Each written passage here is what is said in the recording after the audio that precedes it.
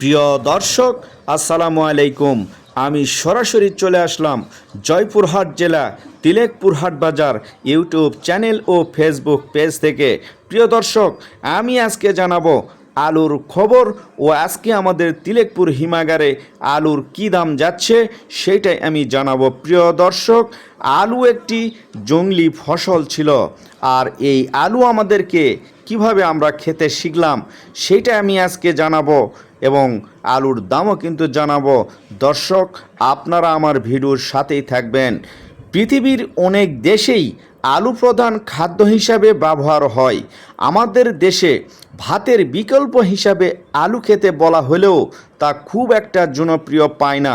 বিভিন্ন গবেষণা বিশ্লেষণে দেখা গেছে বাংলাদেশে আলু উৎপাদনে নীরব বিপ্লব ঘটেছে। উৎপাদন বেড়েছে ২৬ গুণ, মাথাপিছু আলু খাওয়ার পরিমাণ বেড়েছে ১০ গুণ। বাংলাদেশের মানুষ বছরে মাথাপিছু ২৩ কেজি আলু খায়, ভারতের চেয়ে ৮ কেজি বেশি।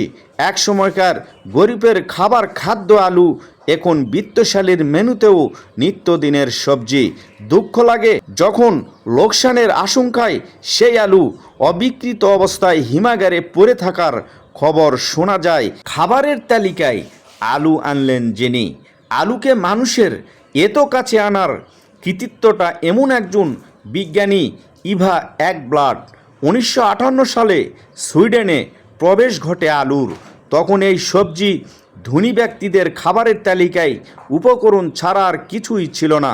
আলু নিয়ে গবেষণার পর ১৭৪৬ সালে ইভা একব্লাডের আবিষ্কার যেন পরিস্থিতির যুগান্তকারী পরিবর্তন ঘটিয়ে দিল।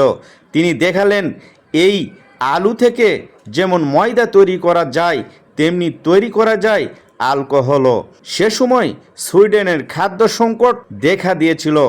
একব্লাডের গবেষণার দুর্ভিক্ষে বিকল্প খাবার হিসাবে আলু খেতেও শিখিয়েছে মানুষকে।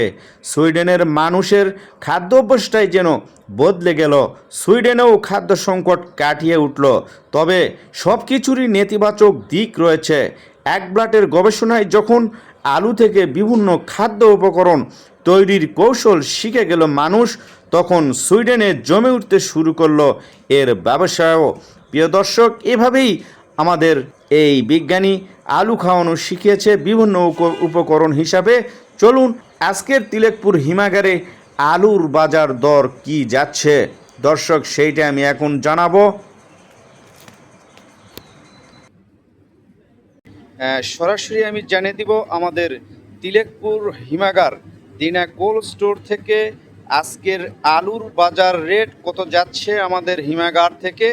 আজকে কিন্তু আমি আমাদের হিমাগারে দেখেছি এখানে ডায়মন্ড আলুটা শুধু কিন্তু বের হয়েছে, আর এখানে কিন্তু যেটা ভুটানের যে আলুটা বড় সাইজ এবং মিডিয়াম সাইজ এবং যেটা ছোট সাইজ সেটাও কিন্তু এখানে আমি দেখেছি।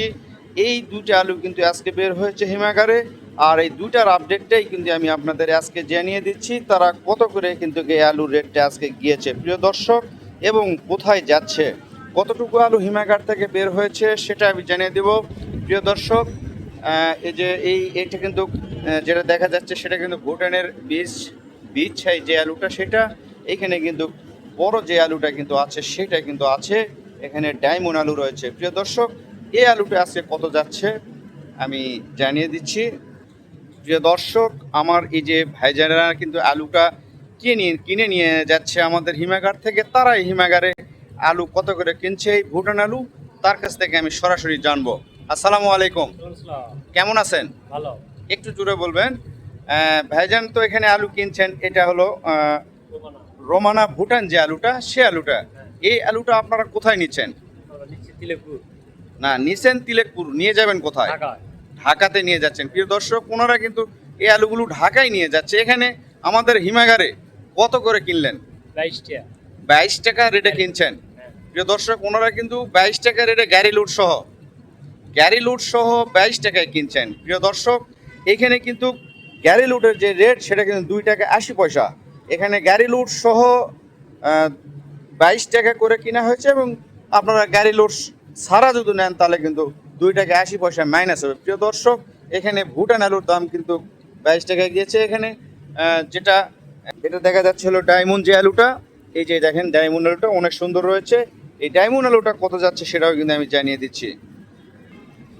প্রিয় দর্শক, আমাদের এই যে ডায়মন্ড আলুটা এটা কিন্তু আজকের প্রাইস গিয়েছে গাড়ি লোড সহ 17 টাকা।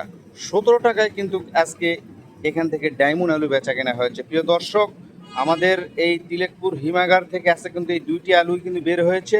এই দুই ধরনের আপডেটটা আমি জানিয়ে দিলাম। পরবর্তীতে যে আলুগুলো বের হবে সেই আলুর রেট এবং কতটুকু আলু বের হচ্ছে সেটা কিন্তু জানিয়ে দেওয়া হবে। প্রিয় দর্শক, আপনারা অবশ্যই আমার ভিডিওর সাথে থাকবেন। আর এই আলুর বাজার জানতে আপনারা অবশ্যই ফেসবুক পেজটি ফলো করবেন, ইউটিউব চ্যানেলটিকে কিন্তু সাবস্ক্রাইব করবেন, আর ভিডিওটি কিন্তু অবশ্যই শেয়ার করবেন।